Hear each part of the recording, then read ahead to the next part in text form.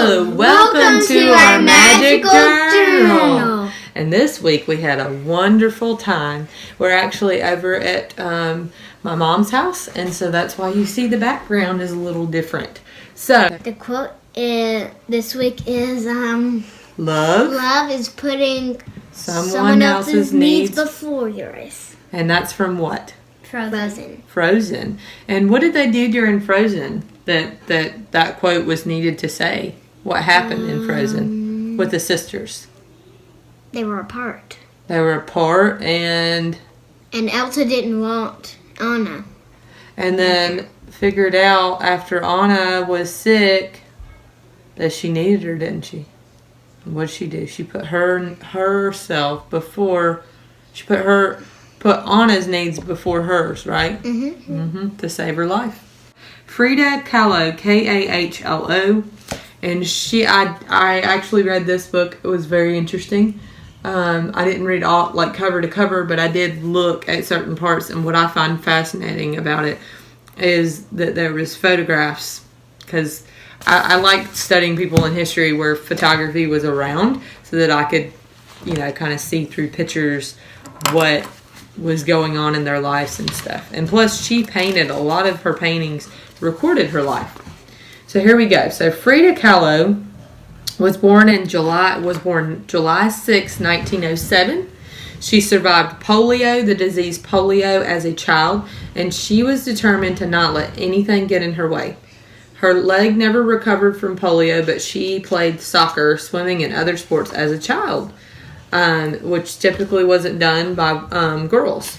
She wanted to become a doctor, but while she was in school to become a doctor, she was involved in a bus accident during the time she was in school. It prevented her from becoming a doctor. She was bedridden for months, and this made her start painting with her father's paints. She painted self-portraits of friends, things of Mexican culture, and also her self-portraits and her friends she painted. Through pain and trials in life, she painted, so this got her through her pain. She married Diego Rivera in 1929. There's a picture of the two of them. And then Diego was actually twice her age. I think he was around 20 years older than she was. My favorite painting, which you'll see on the screen now, is it's called Two Fridas. It shows two Fridas with their hearts on the outside of their body. And what's fascinating to me is, one heart on the left is open and cross-section, and then there's, the blood is actually, that is dripping onto the dress, matches the hem on the dress. And then on the other side, Frida on the right holds a picture of her husband. And so this painting was created during her divorce with her husband, Diego. It symbolizes how upset she was and how important her relationship was. She wrote to Diego, quote, "My blood is the miracle that travels in the veins of the air from my heart to yours," end quote. So she later actually did get back together with Diego and remarried. And then in 1938 was kind of her breakthrough as an artist. She had an exhibition, and that was in New York. So she had to travel. Her husband was actually a famous artist. He painted murals, and he was very famous. And so she didn't really want to become famous just because she had a famous husband. She always wanted to kind of make her own path with her own abilities. And also there was one other fact that I remember reading in the book that I showed you guys. She had this is towards the later part of her life, but she had a exhibition that she put on herself, so it was solo, and she was so weak and had health issues that she actually had to be transported by an ambulance in the bed because she was bedridden. And I'll show you kind of a picture of her in the bed. So that's her in the bed, and she was always in the bed most of her life, and that's where she created the art. But she was all dressed up, in the ambulance on the bed, and they actually transported her into this bed in the middle of her art exhibit, and she greeted people that way, laying down, and still was able to do what she was supposed to do and lay and rest, but she was also able to show her art to people. So that was fascinating that she didn't really let anything stop her from doing what she wanted to do in life. Sacagawea. Sacagawea or Sacagawea? What did you learn? Sacagawea. So we actually were pronouncing it wrong, weren't we? Mm-hmm. Okay. So you want to show me the page in that book? Okay. So the book that I'm showing you is this one. Sacagawea. Okay. Lewis and Clark. And I like this page because they're barrels and they're made out of wood. They're made out of wood. Okay, so it says many of the supplies carried by the Corps of Discovery were probably held in barrels like the ones shown in this exhibit. So that's how they carried their goods, huh? As they were traveling. Okay. You show me your journal. Okay. And this is my journal, and I'm going to show you what I learned. Okay, so Sacagawea was born in this time. How do you say that? In 1788. Okay. And they crossed many waters and They crossed many waters. What about that picture? Okay, so this is where they ended up stopping. St. Louis? Yeah. Okay. Wait a minute. What happened in that picture? Who's she up there? Okay, so she got sick from eating candles. Well, she didn't. They ate candles. Yeah, they did. They did eat candles. You're right. That's not like. No, it's not a food, but it was cold. They were traveling. When did they start their journey, Ashlyn? What season? Oh, I get it. Fall. Fall time. So it was a long, hard winter, wasn't it? Mhm. Okay. If you would want to go on her trail, you would see many statues of her. Yeah, they have a lot of statues, don't they? Okay. What's the next page? Okay, and this is their survival.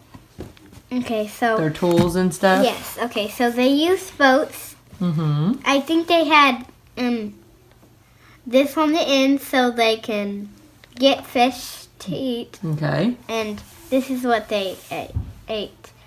This is what they used to make homes. Okay. Rocks and pebbles, sticks and grains, and tree branches and trees and wood. Okay. And over here is what they ate. They used dogs mostly to hunt animals. Okay. And they ate grains, berries, seeds, roots, and plants. Okay. To go on their traveling, they usually used horses or donkeys. And what's this? That's a bird. That's a bird from a drawing. Okay. Did they eat birds too, you think? I believe so. Probably. Okay. This is mostly what their teepees look like. Okay. Cool. Okay. Okay, and okay, so she crossed many habitats like this one right here. And a lot of trees were not nice and and most people died. Okay. Most people died on the journey. Yes. Was Sacagawea kidnapped? Yes. She was. From her family. How it all started was she was out with her family picking some berries or grains, I think. Mm-hmm. And then these people came, and they kidnapped him. Kidnapped her? Yeah. Okay. And had to leave her family. Was she the only Indian on the trail? She was the only Indian. She was the only Indian, wasn't she? Yeah, but she In the met group. other people She there did. too. And she was the only pregnant Indian. Yeah, she was pregnant. She gave birth to a baby, didn't she? Mm-hmm. Okay, and they used lots of teepees. Okay. What's that?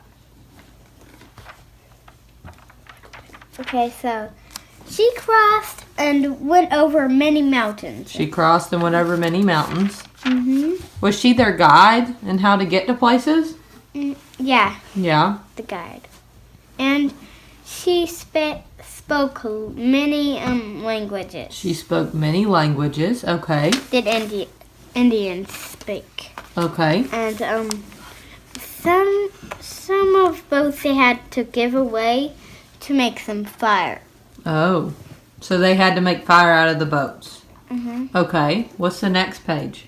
The next one is there were many crops they did not mean to grow, but they were grains. Oh, okay. They used many animals they hunt for animals and they make coats. They did. You're right. And some people had to leave their family because they Yeah. got kidnapped. Yeah. That's sad. Mm-hmm. And then what else? Are you done? Not yet. Okay, Okay. so some people crashed while they were on the trip Okay. on the water. In the water? And some cheats were bad and some cheats were good. Okay. And that's it. Hello, my name is Addison, and my topic is your digestive system. Oh my goodness. Tell me about our digestive system. You want to tell me the book first? Yeah. Okay. Show me the book. I am doing this book today. My Noisy Body. Burps. Tell me about burps. Alright, every time you eat or drink, you're consuming air. Okay. A burp is the sound your body makes when it releases that air. Okay. But just as a sandwich is made up of bread, meat, tomatoes, lettuce, and mustard, air is a mix of different gases, mainly nitrogen and oxygen. So when you burp, you're releasing nitrogen and oxygen Okay. back into the air.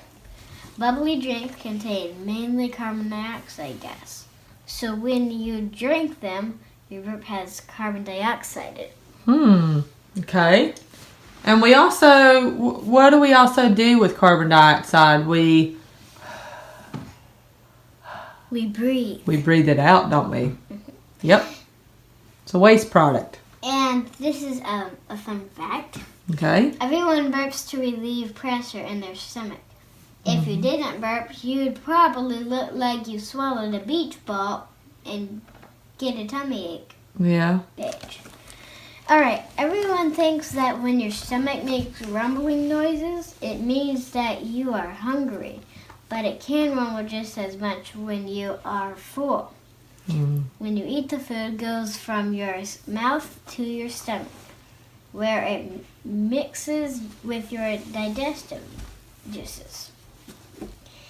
As your food and digestive juices mix together, you swallow air, which can cause your stomach to growl. From your stomach, the food enters your small intestine. Eventually, waves of muscle contractions move the waste out of your body. Very cool. And now I'm going to do my research book. All right. You seem fascinated with the digestive system. I am fascinated with it. All right.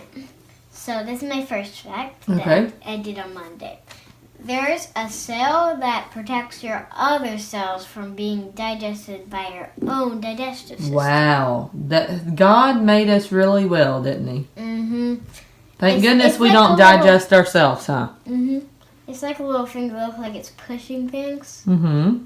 and it floats around in your body. Okay. To always make sure the cells don't be digested by your digestive system, because that would be a bad problem. It would. All right, now let me find where I was on here. As you may. May have noticed, not all burps are the same. They can be big or little. The more that goes in your body, the more that must come out. A big gulp equals a big burp, and a little sip equals a little burp. Burps can be smelly or not, and the same rule applies. What comes in must come out. A salami sandwich burp equals a salami scented burp, and soda water equals a nobody can even tell burp. Isn't that silly, guys? It is silly. Burps can be loud or quiet. Don't worry. The sound of a burp comes from the vibrations of the muscle. Okay, I don't have. Okay. Sphincter. Sphincter. Mm-hmm. In the back of your throat makes when air passes by it. Cool. All right. Goes from your mouth to stomach, where it mixes with your digestive juices as your food and digestive juices mix together. You swallow air, which can cause your stomach to growl. From your stomach, the food enters your small intestine. Eventually, waves of muscle contractions move the waste out of your body. Now this is the next bit. After a few hours, when your food is digested and your stomach is empty, your brain sends a message that it's time to eat again. Once the message is sent, even if you don't eat, the digestive juices start to flow and your stomach begins to churn. When you're hungry, the sound is more noticeable because there's no food to muffle or absorb it. The same effect can be heard with a dryer. If it's filled with 2 tennis balls and clothes, okay, it's a lot quieter. I just heard dogs, so I got scared. Than a dryer with only tennis balls bouncing around in it. Wow. Now, my next fact is to quiet down a noisy stomach. Try eating several small meals throughout the day. Okay. This is my next fact. Okay. Doctor says when I listen to your tummy with a Stethoscope. I can hear stomach growls you may not even know about. Okay, so they can listen to your digestive system with the stethoscope. What did you learn this week? Tell us in the comments.